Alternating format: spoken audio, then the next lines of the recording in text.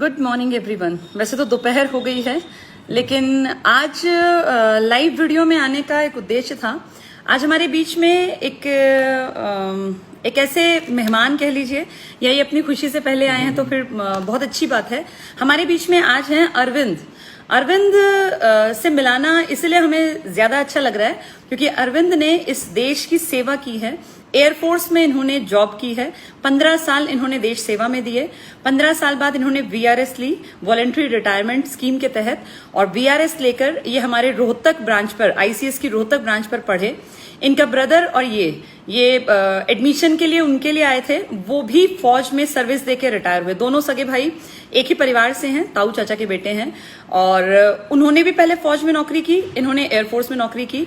दोनों ने वीआरएस लिया, एक जब स्टेज क्रॉस कर गए, और उसके बाद वीआरएस लेने के बाद वो कोचिंग लेने आए। उन्होंने थोड़ा सर्च किया भाई कहाँ जाना चाहिए कहाँ नहीं, तो आईसीएस में वो आए, उनको डेमो अच्छी लगी होगी, तो फिर ये भी उनके साथ थे। उन्होंने एडमिशन ले लिया, तो उन्होंने इनको कहा कि भाई तुझे भी पढ़ना पड़ेगा क्योंकि मैं अकेला कब तक पढ़ूंगा, दो रहेंगे तो इकट्ठे अच्छा रहेगा।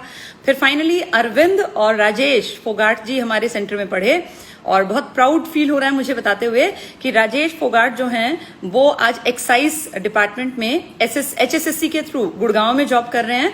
और जो हमारे अरविंद जी हैं, ये जो एयरफोर्स से रिटायर हैं, ये हमारे ही गृह जिले में सोनीपत में नगर निगम में हमारे बिल्कुल पास पहुंच गए हैं, और आज ये मिठाई खिलाने आए थे।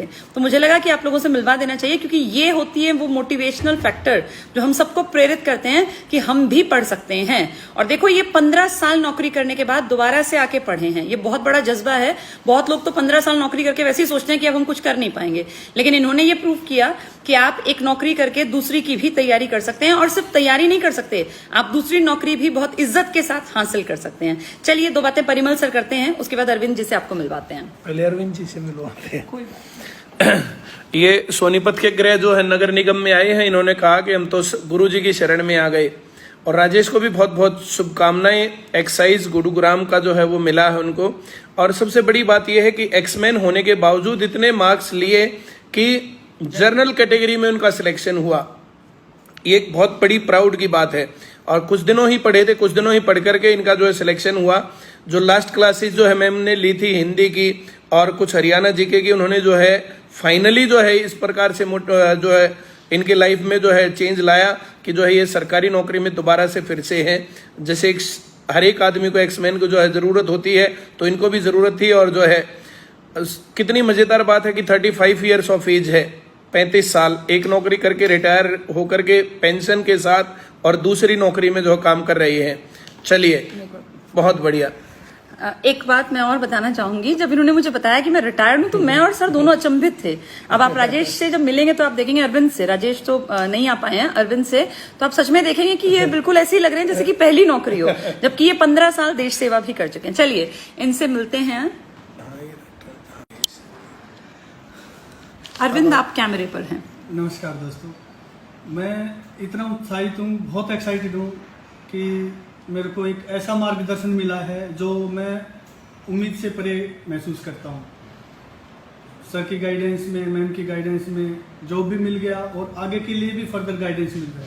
मैं सभी दोस्तों से ये नम्र निवेदन करता हूँ कि आप सब बेसिक नौकरी ज्वाइन करें या ना करें, सर के साथ जुड़ के रहें, क्योंकि अगर हम मिलके चलेंगे तभी हम आगे बढ़ सकते हैं, अकेला नहीं चला जा सकता है।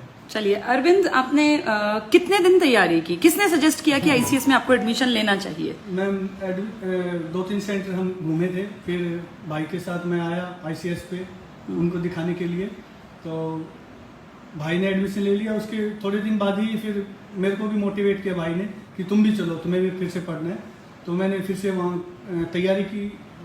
मैंने 5 सितंबर को एडमिशन लिया था, 21 सितंबर को एग्जाम था। अच्छा, इतने कम टाइम में फिर कैसे तुम्हारी बात बनी? नहीं मैम, वो मैंने मॉर्निंग से और इवनिंग बैच, दोनों बैच वहाँ अटेंड किए थे। अच्छा, वो आईसीएस रोहतक वालों को मैं बहुत बहुत धन्यवाद देना चाहता हूँ कि उन्होंने मेरे को अलाउ किया कि मैं इवनिंग बैच भी ले सकता हूँ। अच्छा, तो मैं मॉर्निंग में 8 से और शाम को 5 बजे तक वहीं क्लासेज लेता रहता था। यानी लगभग तुम 8-8, 9-9, 10-10 घंटे पढ़ते थे? जी मैम।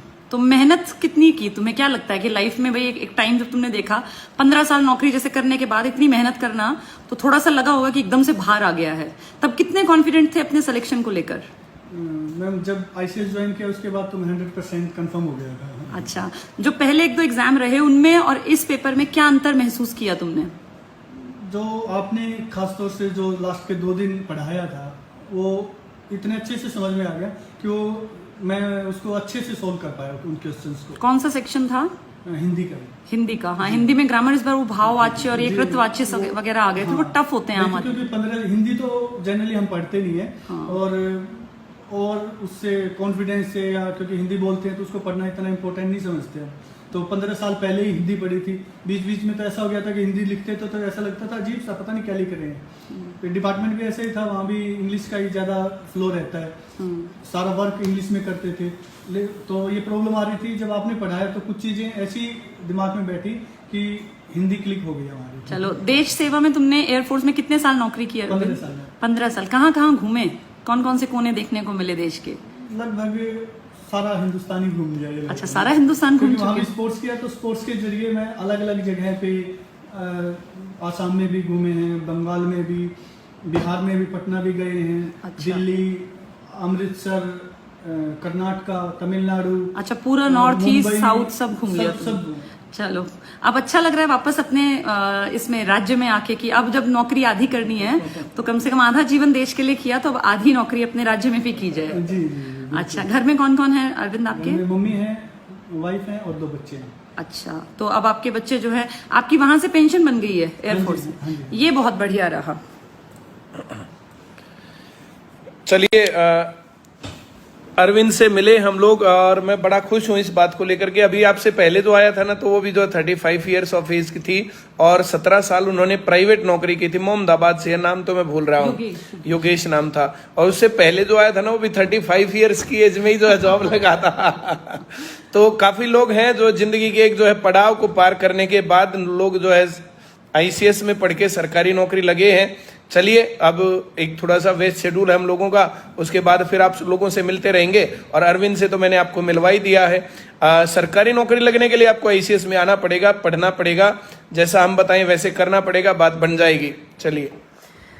चलिए, अब जब भी कोई इस तरह के स्टूडेंट्स आएंगे जो हमें लगेगा कि भाई मोटिवेशन बच्चों के लिए फैक्टर हो सकता है, जैसे अरविंद जैसे लोग हैं या योगेश जैसे लोग थे या और भी बहुत सारे, आप हमारे फेसबुक पे जुड़े हुए हैं, आप देखते हैं लगातार जब बच्चे आते हैं हम लगातार मिलवाते रहते हैं। और ये इसीलिए इनको मिलवाया जाता है ताकि इनको देख के बहुत सारे लोग बहुत कुछ सीख सकते हैं।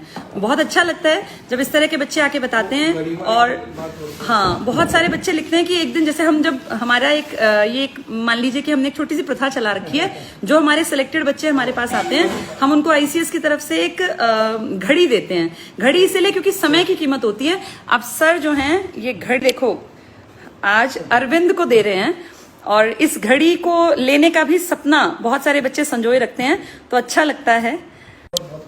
और बहुत सारे स्टूडेंट्स ही लिखते हैं कि मैम इस घड़ी को हम जरूर लेने आएंगे। तो बहुत खुशी होगी हमें भी जब जो भी बच्चा सेलेक्ट होकर हमारे पास आएगा, तो हमें उतनी खुशी होती है जितने कि आपके पेरेंट्स को। चलिए, आज के लिए इतना ही, क्योंकि थोड़ी व्यस्तताएं हैं और भी कई मीटिंग्स और ये सब चलनी है अभी।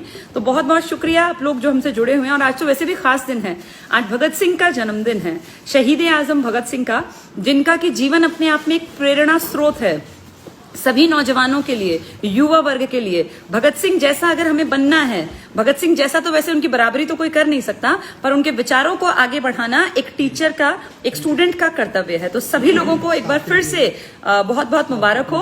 और भगत सिंह को जानते रहें, पढ़ते रहें, समझते रहें, क्योंकि वो विचार हैं। भगत सिंह एक इंसान नहीं थे, एक विचार थे, और विचार कभी मरते नहीं हैं। धन्यवाद।